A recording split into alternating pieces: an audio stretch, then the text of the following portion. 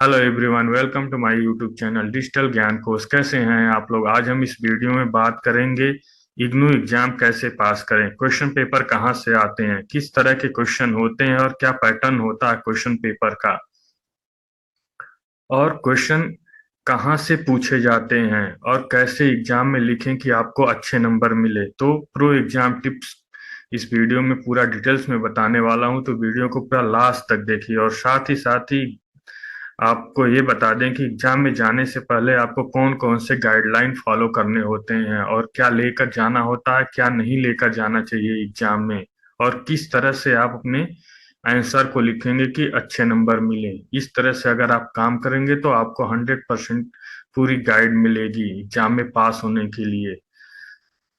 और कुछ ऐसे ट्रिक्स भी बताने वाले हैं साथ में, जिसको आप फॉलो अगर करेंगे तो आपका कोई भी क्वेश्चन नहीं छूटने वाला हूं। और सटीक क्वेश्चन कौन से आने वाले हैं आपको मैं आज डेमो उसका दिखाने वाला हूं। तो इसके लिए सबसे पहले हम इग्नू की वेबसाइट ignu.ac.in पे जाएंगे। यहाँ पे डाउनलोड सेक्शन पे क्लिक करेंगे तो इस तरह का एक पेज खुल जाएगा प्रीवियस ईयर क्वेश्चन पेपर का। यहाँ पे मैं आपको सजेस्ट करूंगा लास्ट 5 ईयर का क्वेश्चन पेपर आप जरूर सॉल्व करके जाएं एग्जाम में। एग्जाम में सिर्फ 12 दिन बचे हुए हैं, तो आप अभी से एग्जाम की तैयारी शुरू कर दें। आप क्वेश्चन पेपर डाउनलोड करें, उसका प्रिंट आउट लेकर आएं और नोट्स जरूर बनाएं। इग्नू में एग्जाम देने से पहले जो भी क्वेश्चंस पुराने आए हुए हैं उसी पैटर्न के आते हैं। जैसे यहाँ पे मैंने ले लिया है जून 23, दिसंबर 22, जून 22, दिसंबर 21 और जून 21 का क्वेश्चन पेपर मैंने ओपन किया हुआ है। तो ये जो बीए के स्टूडेंट हैं उनका मैंने क्वेश्चन पेपर लिया हुआ है।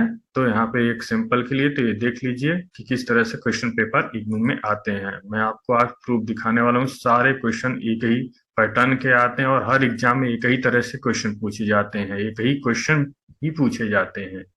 तो ये देखिए BANS 183 का क्वेश्चन पेपर है। बैचलर बैचलर ऑफ आर्ट्स लिखा हुआ है। BA ऑनर्स का क्वेश्चन पेपर है। टर्म एंड एग्जामिनेशन देख लीजिए, जैसा मैंने बताया जून 2023 का है, जो अभी हुआ 6 महीने पहले। तो टूरिज्म का है। यहाँ पे जो टाइम दिया हुआ है यही टाइम आपको मिलेगा एग्जाम में लिखने के लिए। अगर हॉल टिकट पे दूसरा टाइम लिखा हुआ है तब भी आपको जो क्वेश्चन पेपर पे टाइम रहता है, गाइडलाइन यही है कि जो क्वेश्चन पेपर पे टाइम होता है उसी उतना ही टाइम आपको एग्जाम लिखने के लिए मिलेगा। तो 2 घंटे लिखे हुए, मैक्सिमम मार्क्स बताया गया 50 नंबर के क्वेश्चन पेपर है। इसमें कुछ नोट्स दिए हुए हैं कि यहाँ पे 2 सेक्शन है, ए और बी। सारे क्वेश्चन इक्वल मार्क्स के हैं। कोई 5 क्वेश्चन आपको करना है और एटलीस्ट 2 आपको क्वेश्चन एक सेक्शन से करने हैं। और 10 नंबर के जो क्वेश्चन हैं उनको 300 वर्ड्स में लिखा हुआ है। 5 मार्क्स के जो क्वेश्चन है उनको 150 वर्ड में लिखना है। बहुत सारे स्टूडेंट का क्वेश्चन होता है कि कितने वर्ड्स में हम अपना एग्जाम लिखें। तो यहाँ पे देख लीजिए, आप ध्यान से एग्जाम लिखने से पहले इंस्ट्रक्शन जरूर पढ़ें जो क्वेश्चन पेपर पे लिखा हुआ है। तो साफ साफ हर क्वेश्चन पेपर पे मेंशन रहता है। और इसके बाद नेक्स्ट पेज में क्या लिखा हुआ है ये देखिए, सेक्शन 1 में ये जो पहला क्वेश्चन है इसको हम आपको दिखा देते हैं कि सेम यही क्वेश्चन कई साल आए हुए हैं। जैसे ये देख लीजिए जून 23 का है, यहाँ पे देख लीजिए आप सेम क्वेश्चन है, इंस्ट्रक्शन दिए हुए हैं इसी तरह से, सेम क्वेश्चन लिखा हुआ है, 10 नंबर के हैं। यहाँ पे ये देख लीजिए ये भी 10 नंबर का है। देखिए दोनों कंटिन्यू आए हुए हैं। ये है दिसंबर 2022 का, और एक क्वेश्चन पेपर मैंने आपको जो दिखाया ये है जून 23 का। तो दोनों क्वेश्चन देख लीजिए आप, सेम ही आया हुआ है यहाँ पे। और एक मैं दिखा देता हूँ आपको प्रूफ के लिए। ये देखिए जून 22 का जो क्वेश्चन पेपर था उसको भी देख लीजिए आप, सेम क्वेश्चन आए हुए 10 नंबर के। इस तरह से आप देख सकते हैं अपना कि एक ही तरह का क्वेश्चन पूछा जाता है, बस सत्य एक ही क्वेश्चन पूछा जाता है, बार बार रिपीट क्वेश्चन होता है। तो आप क्वेश्चन, मैं बार बार ये कह रहा हूँ कि जो क्वेश्चन पेपर है प्रीवियस ईयर का उसको आप जरूर सॉल्व करके जाएं। रोज बैठें और लिखने का प्रैक्टिस करें। लिखने से ये होता है कि आप एग्जाम में आपका कोई क्वेश्चन छूटता नहीं है। बहुत सारे स्टूडेंट ये होते हैं कि उनको क्वेश्चन का आंसर आते रहता है लेकिन वो टाइम ही नहीं मिल पाता उनको कि वो सारे क्वेश्चन करें, और आप बाद में शिकायत करते हैं कि मैं तो लिखने में भूल गया, मेरा एग्जाम ही छूट गया कुछ क्वेश्चंस, तो आप लिखने का अभी से प्रैक्टिस करें, रोज एक क्वेश्चन पेपर सॉल्व करें और क्वेश्चन का नोट, सारे क्वेश्चन जो जैसे यहाँ ये क्वेश्चन आया हुआ है इसको लिख लें, इस पे जो क्वेश्चन है इसको एक जगह लिख लें, उस इस पे जो क्वेश्चन है एक जगह, सारे क्वेश्चन एक पेज पे लिखें। उसके बाद इन तीनों को का आंसर जो होगा एक सेम ही होगा, तो उसके बाद लिखें। इस तरह से आपको ये पता चल जाएगा किस पैटर्न के क्वेश्चन आते हैं।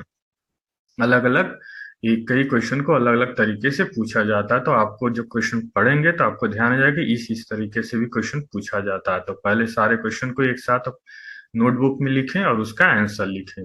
इसी तरह मैं आपको दिखा देता हूँ हिस्ट्री का जो क्वेश्चन पेपर है, ये दिसंबर 2021 का है। यहाँ पे देखिए सेम चीज लिखा हुआ है। टाइम इसका ड्यूरेशन था 3 घंटा है, मैक्सिमम मार्क्स 100 का है।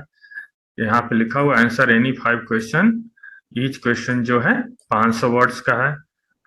यहाँ पे भी दिया हुआ attempt at least 2 question from each section, मतलब 2 सेक्शन में डिवाइड किया गया है, ए और बी। तो आपको कम से कम 2 क्वेश्चन एक सेक्शन से करना है। All question carry equal marks, तो सारे क्वेश्चन का एक ही तरह से मार्क्स है। और इसका पहला क्वेश्चन मैं आपको दिखा दूं एग्जाम्पल के लिए। देखिए राइट द नोट है कंसिक्वेंस का दिया हुआ, एग्रीकल्चर ह्यूमन का यहाँ पे सेम है दिसंबर 21 का। और यहाँ देख लीजिए जून 21 का क्या क्वेश्चन आया हुआ था, सेम आया हुआ है लगभग। अगर इसको आप पढ़ लेते हैं तो इस क्वेश्चन का भी आंसर आप लिख देंगे। दोनों क्वेश्चन में आंसर सेम ही आया हुआ है। इस तरह से आप एग्जाम की तैयारी कर लें। मैं आपको और कुछ टिप्स बता देता हूँ कि आपको एग्जाम में क्या क्या करना है। जैसे कि मैंने बताया कि लिखने का अभ्यास कीजिए, जिससे आपको एग्जाम में बैठकर लिखने में कोई असुविधा ना हो। 2-3 घंटे प्रैक्टिस करिए लिखने का, और जो सेम क्वेश्चन है सारे 5-6 साल क्वेश्चन पेपर का प्रिंट आउट ले लीजिए, सारे सेम क्वेश्चन एक दिन लिखिए, फिर उसका आंसर लिखिए। उससे आपको पता चलेगा कि इस तरह से क्वेश्चन पूछे जाते हैं। और ओल्ड क्वेश्चन पेपर है तो को जरूर सॉल्व करें। जो असाइनमेंट आपने बनाया था उसको भी मत भूलिएगा रिवाइज करना। तो जो भी असाइनमेंट का क्वेश्चन आपने सॉल्व किया था उसको जरूर पढ़ के जाएं एग्जाम में। जब क्वेश्चन पेपर्स होते हैं, मैं आपको बता दूं, इस क्वेश्चन को आप पहले ध्यान से पढ़िए 2-3 बार। अगर आपको समझ में नहीं तो 2 से 3 बार पढ़िए क्वेश्चन को, आपको जरूर समझ में आ जाए कि आपने क्या पढ़ा था और क्या पूछा गया है। कॉपी में अपना डिटेल सही सही भरें। बहुत सारे स्टूडेंट होते हैं कॉपी में डिटेल्स ही सही नहीं भरते हैं, इसको सही से भरें। कोई भी क्वेश्चन आपको छोड़ना नहीं है, सारे क्वेश्चन आप जरूर सॉल्व करें। इससे आपके अच्छे मार्क्स मिलने की संभावना बढ़ जाती है। जो क्वेश्चन अच्छे से आते हैं पहले उसको लिखें। मेरा सजेशन ये है कि जो भी क्वेश्चन आप क्वेश्चन पेपर पढ़ रहे हैं, अगर आपको लग रहा है कि ये क्वेश्चन मैं बहुत अच्छे से कर सकता हूं, तो सबसे पहले उसको लिखना शुरू करिए। क्योंकि आप जानते हैं कि पहला इंप्रेशन जो होता है वो बहुत अच्छा, अगर लिखे हैं तो एग्जामिनर कहेगा स्टूडेंट ने अच्छा लिखा है, तो इसको अच्छे से मार्क्स देंगे आगे।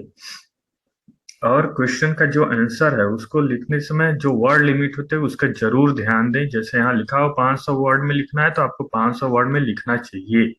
मेरे हिसाब से थोड़ा बहुत कम बेसी कर सकते हैं, ऐसा नहीं कि 500 वर्ड पूछा गया है तो आप 250 वर्ड में ही लिखें, तो उससे आपके जो 20 मार्क्स के क्वेश्चन है उस पे 20 मार्क्स में बहुत कम मार्क्स मिलेंगे।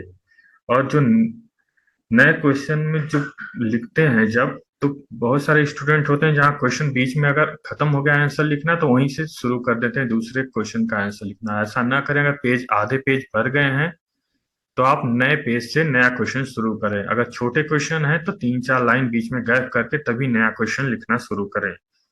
कभी भी क्वेश्चन को, जो एक क्वेश्चन होता है, इसको आप अपनी कॉपी में न लिखें, बशर्ते आप क्वेश्चन नंबर सिर्फ डालें और उसका आंसर लिखना शुरू करें। क्योंकि इसको अगर लिखना शुरू करेंगे तो आपके टाइम लैप्स हो जाएंगे। इसके अलावा मैं आपको गाइडलाइन दिखा देता हूँ, कौन कौन सी गाइडलाइन है, क्या क्या लेके एग्जाम में जाना होता है। तो सबसे पहले मैं हॉल टिकट की बात करूंगा, क्योंकि बहुत सारे स्टूडेंट जो हैं ये कंफ्यूज जाते हैं कि क्या क्या एग्जाम में लेके जाना होता है। ये है इग्नू का हॉल टिकट। अगर आपके फोटो नहीं आए हुए हैं तो यहाँ पे एक पासपोर्ट साइज फोटो लगाइए और उस पर क्रॉस सिग्नेचर कर लीजिए, इसको लेकर जाइएगा। इसके अलावा अपना परीक्षा केंद्र ध्यान से देख लीजिए, आपका परीक्षा केंद्र कहाँ, आप कंफ्यूज ना हो जाएं। क्योंकि जो गाइडलाइन है उस पर एक साफ साफ लिखा हुआ कि जो आपका परीक्षा केंद्र है वहीं पे आपको परीक्षा देने को दिया जाएगा, किसी और एग्जाम सेंटर पे आप परीक्षा नहीं दे सकते। तो यहाँ पे देख लीजिए जो आपका हॉल टिकट है उस पे सारे इंस्ट्रक्शंस दिए हुए हैं। ये देखिए यहाँ पे दिसंबर 2023 परीक्षा के लिए जो महत्वपूर्ण निर्देश हैं, सबसे पहला निर्देश ये है कि जो आपको उत्तर पुस्तिका मिलेगी, जो आपको कॉपी मिलेगी, उस पे आप अपना जो अनुक्रमांक है, जिसको आप इनरोलमेंट नंबर कहते हैं, उसको सही सही भरें। अगर आपका 10 डिजिट का अनुक्रमांक है तो आप पूरा भरें। अगर 9 डिजिट का अनुक्रमांक है, इनरोलमेंट नंबर है, तो आप उसे लास्ट में क्रॉस जरूर लगाएं। इसके अलावा शून्य न लगाएं, शून्य से प्रारंभ न करें। ये लिखा हुआ है यहाँ पे कि अगर 9 डिजिट का है तो शून्य से प्रारंभ न करें। पहले आप अपना इनरोलमेंट नंबर लिखें और लास्ट में एक बॉक्स बच जाएगा तो उस पर क्रॉस का चिन्ह लगा दें। अगर 10 डिजिट का है तो कोई दिक्कत नहीं है, आप 10 डिजिट का ही होता है बॉक्स सारा, तो उसमें आप 10 डिजिट का इनरोलमेंट नंबर भर सकते हैं। दूसरा पॉइंट ये है कि आपको ये ध्यान जरूर देना है कि जो आपको उत्तर पुस्तिका मिलेगी, जो आंसर बुक मिलेगी, उसको जो लिखना है एक ही कॉपी में लिखना। आपको कोई भी सप्लीमेंट्री आंसर शीट नहीं दिया जाएगा। तो ये ध्यान रखें कि जो भी आपका आंसर है उसी कॉपी में लिखना है उस। और इसके अलावा तीसरा पॉइंट ये है कि जो आपने अनुक्रमांक लिखा है निर्धारित कॉलम में, हस्ताक्षर करें। जो अटेंडेंस शीट होता है यहाँ पे ये लिखा हो, कृपया परीक्षा के दौरान उपस्थित प्रपत्र प्रतक जो है, जैसे जो आप कहते हैं अटेंडेंस शीट जो मिले है, वहां पे आप सिग्नेचर जरूर करें। जहां पे आपको सिग्नेचर करने के लिए कहा जाता है, कहीं और सिग्नेचर करेंगे तो आपको अनुपस्थित माना जाएगा परीक्षा में। चौथा पॉइंट ये है कि जो कक्ष निरीक्षक होते हैं, उनका भी जहाँ पे सिग्नेचर कराना है आपके उत्तर पुस्तिका में, वहां सिग्नेचर होना चाहिए और परीक्षा केंद्र का मुहर भी लगा होना चाहिए। तभी आप अपना कॉपी जमा करेंगे, तभी वो वैलिड माना जाता है। और पांचवा पॉइंट ये है कि जो परीक्षा का केंद्र है, हॉल टिकट पे जो प्रवेश पत्र उल्लिखित केंद्र है, वहीं पे आपको परीक्षा देने की, जैसे मैंने ऊपर ही बताया कि परीक्षा केंद्र आप देख लें, जहां पे आपका हॉल टिकट में परीक्षा केंद्र लिखा हुआ, वहीं पे आपको परीक्षा देने की अनुमति दी जाएगी।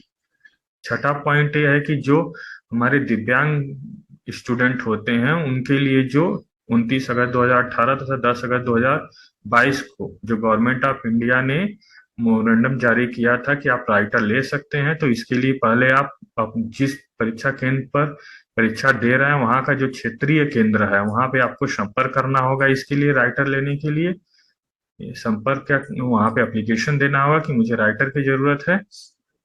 और मैं बता दूं कि राइटर आप अपने से एक क्लास नीचे ले सकते हैं। अगर आप बीए का एग्जाम दे रहे हैं तो 12th में पढ़ने वाला, 11th में पढ़ने वाले स्टूडेंट को ही आप राइटर के तौर पे ले सकते हैं परीक्षा में। सातवां पॉइंट बहुत ही इंपॉर्टेंट है। यहाँ पे लिखा हुआ है कि जो इग्नू द्वारा वैध पहचान पत्र होता है, जिसको आप इग्नू आई कार्ड बोलते हैं, जिसपे फोटो लगा रहता है, उसको जरूर परीक्षा में लेकर जाएं। अगर परीक्षा में उसको नहीं लेके जाते हैं तो जो भी गवर्नमेंट ऑफ इंडिया का कोई और फोटो वाला पहचान पत्र है, जैसे आपका पैन कार्ड, आधार कार्ड, ये ले जा सकते हैं। लेकिन मैं आपको सजेस्ट करूंगा कि इग्नू का आई कार्ड ही लेकर जाएं एग्जाम में, जिससे कोई दिक्कत न हो। परीक्षा हॉल में आपको मोबाइल और कोई भी इलेक्ट्रॉनिक उपकरण नहीं लेके जाना होता है। सारे परीक्षा में यही नियम होते हैं। कैलकुलेटर वही यूज होगा जब आपके प्रश्न पत्र पे दिए रहते हैं, उसी प्रश्न दिन आपका कैलकुलेटर यूज होगा, तो कैलकुलेटर ना लेके जाएं। और 10वां पॉइंट ये लिखा हुआ है कि उसी भाषा में लिखें जिस भाषा में आपका कोर्स है। बशर्ते अगर आप हिंदी मीडियम में परीक्षा देना चाहते हैं तो उसका विकल्प है।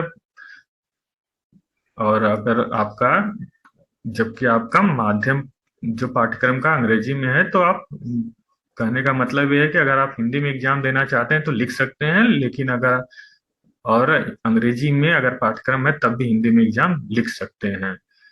किसी और भाषा में लिखेंगे तो उस कॉपी का मूल्यांकन नहीं किया जाएगा।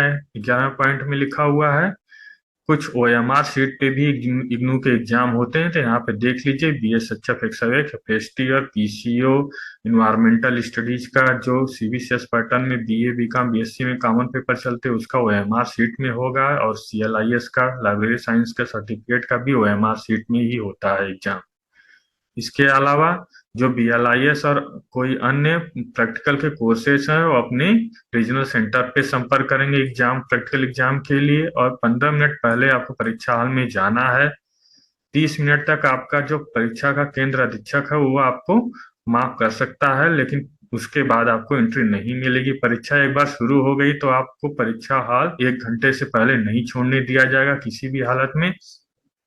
और 17वां पॉइंट ये है कि जो आपने प्रोग्राम भरा है, ये सारे नियम कानून है कि आपका प्रोग्राम वैलिड होना चाहिए, आप जो कोर्स भरे हो कोर्स आपके रजिस्ट्रेशन डिटेल्स में होना चाहिए, ये सारी चीजें हैं।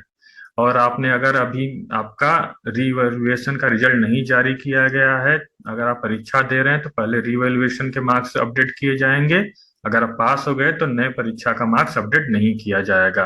अगर नहीं पास हुए तो नए परीक्षा का मार्क्स अपडेट किया जाएगा। अगर परीक्षा के बाहर आप उत्तर पुस्तिका लेके जाते हैं तो यूएफएम में अनफेयर मीन्स में आपकी कॉपी बुक कर दी जाएगी और रिजल्ट पब्लिश नहीं किया जाएगा, और पुलिस को भी सूचना दी जाएगी। कोई भी आपकी जगह गलत आदमी परीक्षा दे रहा है तो उसे पुलिस रिपोर्ट की जाएगी। और आपको ये ध्यान रख लें कि ये हॉल टिकट आपका एक कॉपी अपने पास सुरक्षित जरूर रखें। अब तो और भी कंपलसरी हो गया जनवरी 2023 के स्टूडेंट के लिए, क्योंकि हॉल टिकट जिनका प्रैक्टिकल है वो लेके जाना है दोबारा प्रैक्टिकल एग्जाम में। और नीचे लास्ट निर्देश ये दिया हुआ कि दिसंबर 2023 परीक्षा के लिए जो असाइनमेंट प्रोजेक्ट प्रैक्टिकल का जो अवार्ड्स है वो आपके थ्योरी एग्जाम दिसंबर 2023 परीक्षा के परिणाम के साथ ही अपलोड किए जाएंगे। अलग से कोई भी आपके असाइनमेंट के या प्रैक्टिकल प्रोजेक्ट के मार्क्स नहीं अपलोड किए जाएंगे। तो जब आपके रिजल्ट आएंगे फरवरी में, उस समय आपके असाइनमेंट के भी मार्क्स अपलोड होना शुरू हो जाएंगे। तो इस वीडियो में इतना ही। Thank you for watching.